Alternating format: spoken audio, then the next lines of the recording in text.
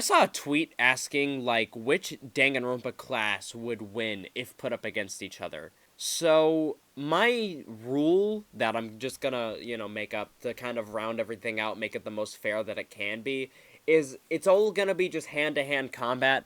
I think that's fair, and it's gonna be each class against each other, so kind of like a team battle, not like a free-for-all. I think that's just the fairest way to round this all out, because if we were to allow in weapons, then V3 would instantly win, because Kibo would just blow everyone up. For that fact alone, I'm just gonna make it to where it's only hand-to-hand combat. I'm gonna talk about which classes I think are losing, and then I'll talk about which class I think is winning. The first class that I think is gonna lose is, I think it should be obvious that it's V3. V3 really only has 3 strong characters, that being Tenko, Maki, and Gonta.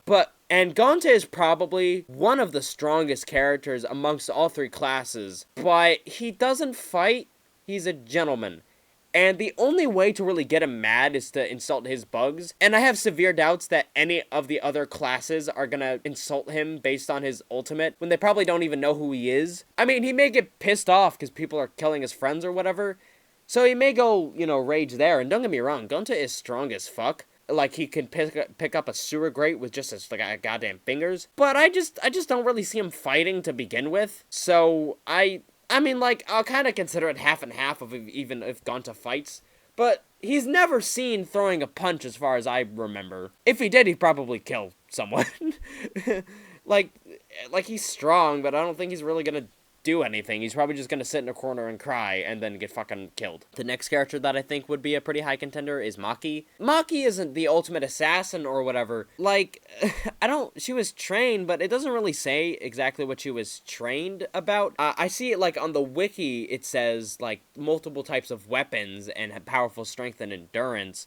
But that can really only take you so far. I mean, in comparative to the other classes, that pretty much can take you pretty far. But in comparison to the stronger characters that I'll be talking about, that's not really gonna do much. Like, Maki is strong as fuck as well, don't get me wrong. If I recall, she was able to lift Kokichi up just straight up by his collar. Fuck you! And that's a feat on its own, but I don't know if it's exactly impressive, considering little twink Kokichi is probably, I don't remember his canon weight. And Maki was pissed off too. So, ultra pissed off gamer rage, plus an extremely light character to begin with, isn't exactly the greatest feat. And there's Tenko. Tenko is a very strong character by all means. She knows Aikido or whatever the fuck it's called.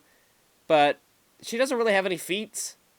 She's strong, but she doesn't really have any specific game feats that I remember, at least. So, those are my 3, like, V3 contenders, and I'll talk about, V2 now, and explain why I think they're gonna fucking lose. V2 probably has some of the weakest characters in the series. Like, there's fucking Hiyoko, Ibuki Marhiu, Fat Byakuya, Gamer Girl, Hajime, Nurse Girl, the princess and the mechanic, and the fat chef. All those characters are getting washed. They'd probably get fucking washed by Hifumi. Like, half of these aren't even competition. What the fuck is the chef guy gonna do? He's gonna punch once and then get fucking Dragon Warrior fucking kabooshed. I mean, there's Nagito. He has luck. I'm sure his luck will save him after his neck gets fucking broken and his head is decapitated. I'm sure he'll somehow live after that. And then there are very strong V2 characters, like there's Peko, but like I said, hand-to-hand combat only, which I guess is pretty unfair, but still, like I said, I think it's like the best way to round everything out. So Peko without her sword is probably fucked. She is known as the ultimate swordswoman, not the ultimate ass beater in general. Like, I think even then, I think she'd be able to go toe-to-toe with quite a few Danganronpa characters and whip ass. But without her sword, she's probably fucked. And then oh yeah, okay. Another really strong character is Nekomaru. Like, Nekomaru is probably, like, the second strongest Danganronpa character. But he is incredibly fucking stupid. He got fucking trolled by Gundam and died as a robot. And I should state, he is strong as fuck. He tanked an RPG blast. So don't get me wrong. This motherfucker is gonna do just fine against like 99% of the cast. But he is not a fighter. Okay, I'm gonna take that back. He is a fighter, but only against certain characters. He was able to beat the shit out of Akane and beat her ass pretty well to the point where she was bleeding, and it's like, 'tis but a scratch. So I think Nekomaru is a pretty damn good fighter as well, but it's all off screen, so we can't really see any of the exact fighting. But like I said, he did tank an RPG blast, so like 90% of the characters punching Nekomaru is not going to do anything to him. I'll talk about the other class and why I think they're going to win. And then there's Gundam. I mean, Gundam, he's well fit. So the class that I think is winning, but also does have probably the weakest characters is V1. Now, V1 has some incredibly weak characters. There's Shihiro, there's Toko, there's Makoto, and there's Sayaka and Hifumi, and then the weed guy and Byakuya. Byakuya's getting fucking washed. Probably gonna be the first character to die.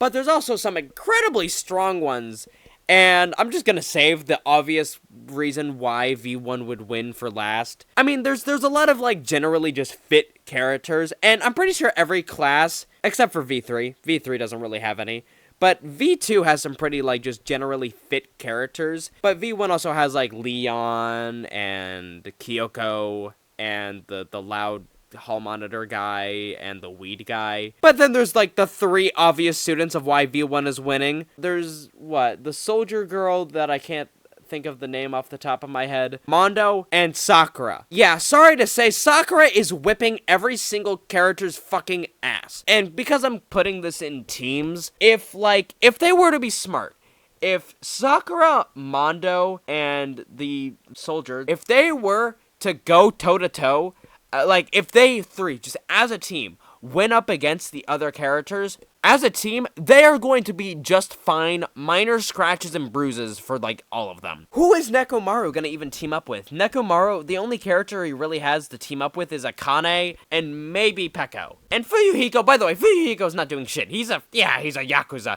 He's a top Yakuza. He probably doesn't even know how to fucking fight. I'd be genuinely surprised if that motherfucker knew how to form a fist. If Nekomaru were to even team up with Akane and Peko, they're still fucked.